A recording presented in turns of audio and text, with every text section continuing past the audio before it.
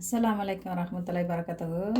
நம்ம இன்றைக்கி ஒரு கிராமத்து ஸ்டைலில் ஒரு நகர மீனை வச்சு எப்படி குழம்பு செய்யலான்றதை நான் இன்றைக்கி சொல்லித்தரேன். அம்மியில் வச்சு அரைக்கிறத நீங்கள் அதை மசாலா இதுலேயும் ரைஸ் மில்லையும் கொடுத்து அரைச்சிக்கலாம். அதே அளவு கொஞ்சம் அளவுகளை போட்டு நான் அது கூடிய சீக்கிரம் அந்த மீன் குழம்பு மசாலா போடுறேன். இப்போ நீங்கள் அம்மியில் அரைச்சி இந்த குழம்பு எப்படி செய்யலான்றதை நம்ம வீடியோவில் போய் பார்க்கலாம் வாங்க. முதல்ல நம்ம அதுக்கு மசாலா கொஞ்சம் அரைச்சிக்கிடுவோம். முதல்ல ஒரு துண்டு மஞ்சள் வச்சுக்கிடுவோம். நல்லா தட்டிக்கிடுவோம்.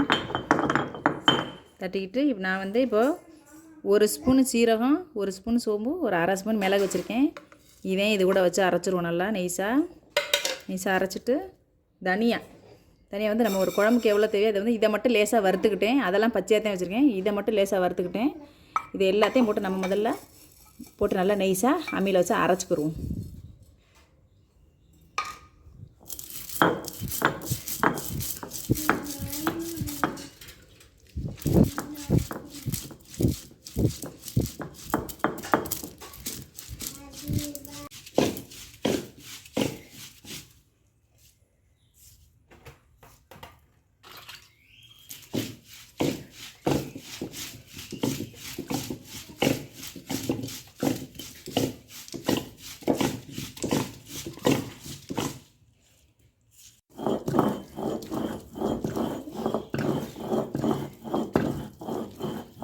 நல்லா அரைச்சாச்சு.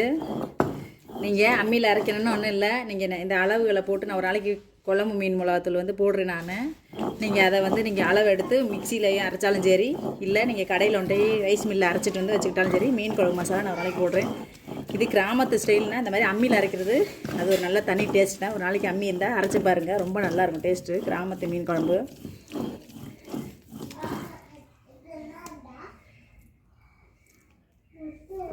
அவ்வளோதான், நம்ம மசாலா அரைச்சாச்சு, வலிச்சிருவோம்.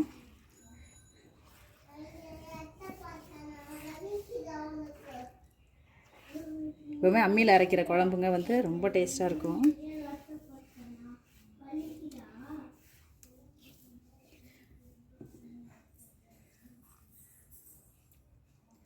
அவ்வளோதான், நம்ம குழம்பு மசாலா அரைச்சாச்சு. இப்போ இது நல்லா ஒரு உருண்டை அரைச்சாச்சு. இதை அப்படியே வச்சுக்கிடுவோம். இதை வச்சுட்டு நம்ம இந்த வெங்காயம் பூண்டையும் இந்த வெங்காயம் வெள்ளைப்பூடு நல்லா இதில் வச்சு ஒரு 10 பூடு வெள்ளைப்பூடு, கொஞ்சம் வெங்காயம் வச்சு நல்லா இதையும் நச்சுக்கிடுவோம். அது நச்சு போட்டால் நல்லா வாசனையாக இருக்கும். அதை நச்சுக்கிறோம். சும்மா நச்சா போதும்.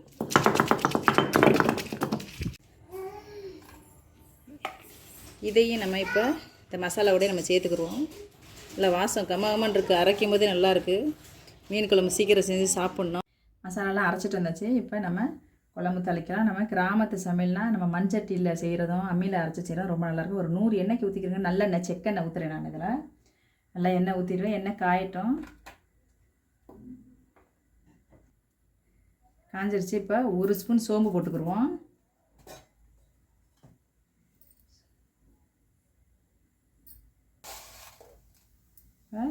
இல்லை ஒரு ஸ்பூன் வெந்தயம் போட்டுக்கிடுவோம். மீன் குழம்புனாவே வெந்தயம் சோம்பு தான் வாசனை.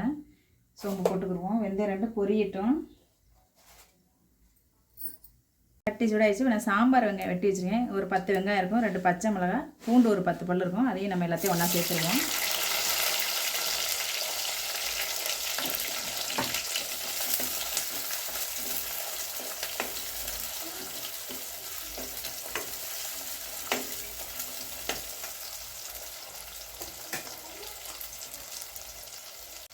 இந்த டைமில் நம்ம ஒரு 2 ஆறுக்கு கருவேப்பிலை நல்லா பச்சையாக போடும், நல்லா வாசனையாக இருக்கும்.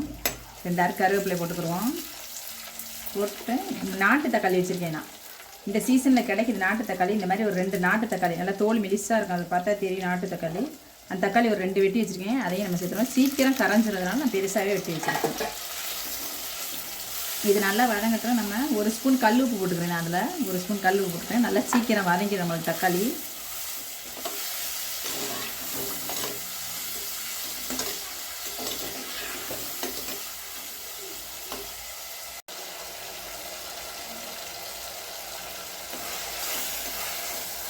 பாருங்கள், நாட்டு தக்காளி எப்படி வதங்கிடுச்சு பாருங்கள். எப்போவுமே நாட்டு தக்காளி நல்லா சீக்கிரம் வதங்கிடும். இந்த டைமில் நம்ம நல்லா வதங்கிடுச்சு. ஒரு ஸ்பூன் மிளகாத்தூள் போட்டுக்கோங்க. தனி மிளகாத்தூள் ஒரு ஸ்பூன் போட்டுக்கிடுவோம். எப்போவுமே வந்து தனியாக சீரகம் சோம்பு அதை மட்டும் அம்மியில் அரைச்சி இந்த நச்சு போட்டுட்டாவே நல்லா வாசனையாக இருக்கும். மிளகாத்தூளில் வாசனை கிடையாது அந்தளவுக்கு. அந்த மசாலா சாமாங்க தான் நமக்கு நல்லா வாசனை தர்றது.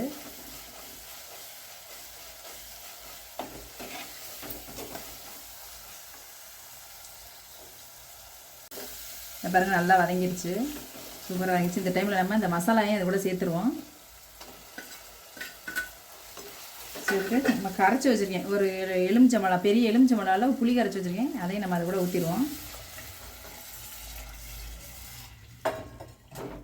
இப்போ இது வந்து நல்லா கொதிக்கட்டும். நல்லா கொதித்ததும் நம்ம வந்து மீன் போட்டுருவோம். நல்லா கொதிக்கட்டும். கொதித்து கொஞ்சம் பச்சை வாசனை போட்டோம். அந்த மசாலா அம்மி கழுவுனையில மசாலா அரைச்சிட்டு இந்த தண்ணி, அந்த தண்ணியை நான் அது கூடவே சேர்த்துட்றேன்.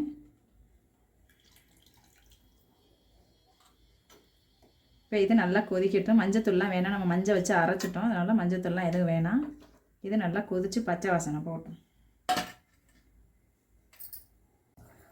குழம்பு கொதிச்சு நல்லா பச்சை வாசனை போயிருச்சு. இந்த டைமில் நம்ம வந்துட்டு நகர மீன் சொல்லுவாங்க, சங்கரா மீன் சொல்லுவாங்க, நம்ம ஊர் சைடு நல்லா கிடைக்கும். இந்த மீனை வந்து நம்ம அதில் போட்டு நல்லா ஐஸ் போட்டு வச்சுக்கலாம். நல்லா போட்டுட்டு எல்லா மீனையும் போட்டு விட்ருவோம். அதில்